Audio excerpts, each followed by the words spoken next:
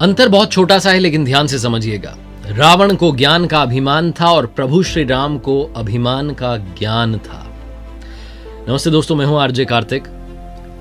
एक ऐसी कथा जिसके बारे में महर्षि वाल्मीकि जी की रामायण में बात नहीं हुई है, गोस्वामी तुलसीदास जी की रामचरितमानस में भी बात नहीं हुई है, लेकिन महर्षि कंबन की जो ईरामावतारम है उसमें इस कथा का वर्णन है।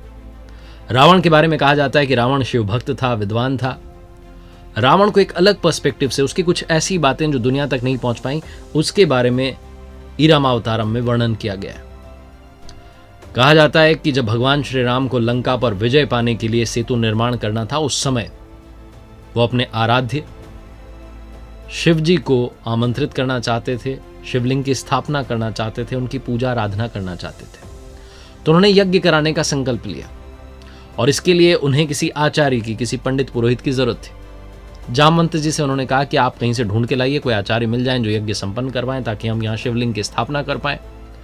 तो जामवंत जी ने कहा कि प्रभु, यहाँ जंगल में, समुद्र तट पर पेड़ पौधे हैं, वन्य जीव हैं, इनके अलावा तो क्या मिलेगा। प्रभु श्री राम ने कहा कि हमें ऐसा आचार्य चाहिए जो शैव और वैष्णव दोनों परंपराओं का ज्ञाता हो। इस पर जामवंत जी ने कहा कि प्रभु, ऐसा है एक जानकार, लेकिन वो हमारा शत्रु है। प्रभु श्री राम ने पूछा कि कौन। तो जामवंत जी ने बताया कि वो पुलत्स्य मुनि का नाती है, वैष्णव है, शिवभक्त है और दोनों परंपराओं को जानता है, वो रावण है। प्रभु श्री राम ने कहा कि ठीक है, आप बात कीजिए और यज्ञ का निमंत्रण देकर के आइए, क्या पता वो आचार्यत्व को स्वीकार कर लें। प्रभु श्री राम की आज्ञा पाकर के जामवंत जी लंका पहुंचे, क्योंकि रावण वो व्यक्ति था जिसमें सारी खूबियां थी। जब रावण को पता लगा कि जामवंत जी लंका आए हैं, तो उसने अपने सैनिकों को आदेश दिया कि उन्हें आदर सहित महल तक लेकर के आया जाए, क्योंकि जामवंत जी के जो पितामह थे वो रावण के पितामह के मित्र थे, इसलिए रावण उनका सम्मान करता था। जामवंत जी जब महल में पहुंचे तो रावण ने आदर सहित उन्हें बैठाया और उनसे पूछा कि आपका यहाँ कैसे आना हुआ। तो जामवंत जी ने बताया कि मैं यहाँ पर अपने यजमान के लिए आचार्य को ढूंढने आया हूँ और आपको आचार्यत्व का निमंत्रण देता हूँ, आप आइए, मेरे यजमान को यज्ञ करवाना है। तो रावण ने पूछा कि आपके यजमान कौन है। तो जामवंत जी ने बताया कि प्रभु श्री राम एक यज्ञ करना चाहते हैं, एक बड़ा लक्ष्य है, उसके लिए वो यज्ञ कर रहे हैं और भगवान शिव के शिवलिंग की वहां स्थापना करना चाहते हैं समुद्र तट पर। रावण ने पूछा कि वो लक्ष्य क्या है, लंका विजय। जामवंत जी मुस्कुरा करके बोले हाँ। रावण ने कहा ठीक है, मैं अवश्य आऊंगा, क्योंकि आप मुझे आचार्यत्व का निमंत्रण देने आए, तो आप चिंता मत कीजिए, ये आचार्य वहां आएगा और यज्ञ संपन्न करवाएगा। जामवंत जी को विदा करने के उपरांत रावण खुद अशोक वाटिका में पहुंचा और साथ में अपने सेवकों को आदेश दिया कि आवश्यक सामग्री जो है उसका संग्रह कीजिए। अशोक वाटिका में पहुंच करके मां सीता को रावण ने बताया कि आपके पति समुद्र तट पर लंका विजय के लक्ष्य से एक यज्ञ कर रहे हैं और भगवान शिव की आराधना करते हुए वहां शिवलिंग की स्थापना करना चाहते हैं और मुझे आचार्यत्व का निमंत्रण भेजा है, मुझे आचार्य बनकर वहां जाना है। और अब आचार्य का कर्तव्य होता है, जिम्मेदारी होती है कि जो यजमान के पास सामग्री नहीं है वो उस तक पहुंचाए। बाकी सामग्री संग्रह करने के लिए तो मैंने सेवकों को बोल दिया है, लेकिन बिना अर्धांगिनी के यज्ञ अधूरा रहेगा, अनुष्ठान अधूरा रहेगा, आपको भी चलना होगा। विमान तैयार है, आप आकर के बैठ जाइएगा, लेकिन याद रखिएगा वहां भी आप लंकेश के ही अधीन रहेंगी। अनुष्ठान संपन्न होने के बाद वापस आपको उसी विमान में बैठ करके लंका लौटना है। मां सीता ने हाथ जोड़ करके सर झुका दिया, प्रणाम किया और लंकेश ने अखंड सौभाग्यवती भव स्वस्थ कंठ से ये आशीर्वाद दिया। विमान पहुंचा समुद्र तट पर।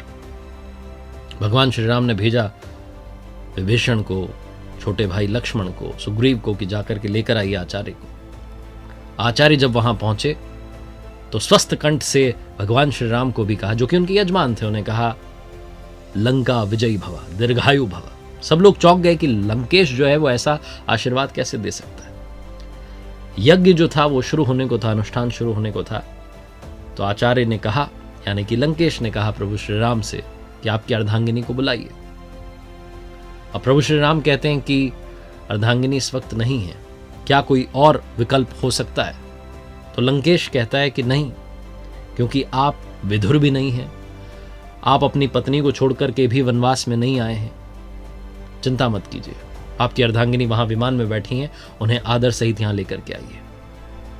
मां सीता आई, प्रभु श्री राम के बगल में बैठी, अनुष्ठान संपन्न हुआ और अंत में जब दक्षिणा की बारी आई तो प्रभु श्री राम ने अपने आचार्य से, जो कि लंकेश दशग्रीव था, उससे कहा कि दक्षिणा में मांगिए, आप क्या मांगना चाहते हैं। जितने आसपास खड़े थे सबको डर था कि कहीं ये ना मांग ले लंकेश कि अब प्रभु श्री राम वापस अयोध्या लौट जाए। लेकिन रावण ने कहा कि बस दक्षिणा में यही मांगना है कि जब आचार्य की मृत्यु हो तो यजमान सम्मुख उपस्थित हों। और वही हुआ। जब रावण की मृत्यु हुई तो प्रभु श्री राम वहीं थे। रावण को उन्होंने अंतिम दर्शन दिए।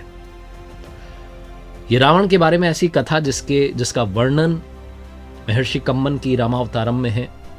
इसको आज सुनाने का मतलब सिर्फ ये है कि कई बार हम शत्रुता में सारी हदें पार कर जाते हैं।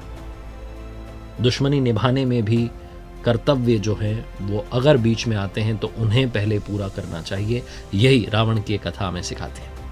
रावण जो कि विद्वान था, ज्ञाता था, उसके जीवन से जुड़ी हुई कुछ ऐसी कथाएं जो हमें समझाती हैं कि रावण चाहे जितना भी बुरा था लेकिन उसमें कुछ अच्छाइयां भी थी।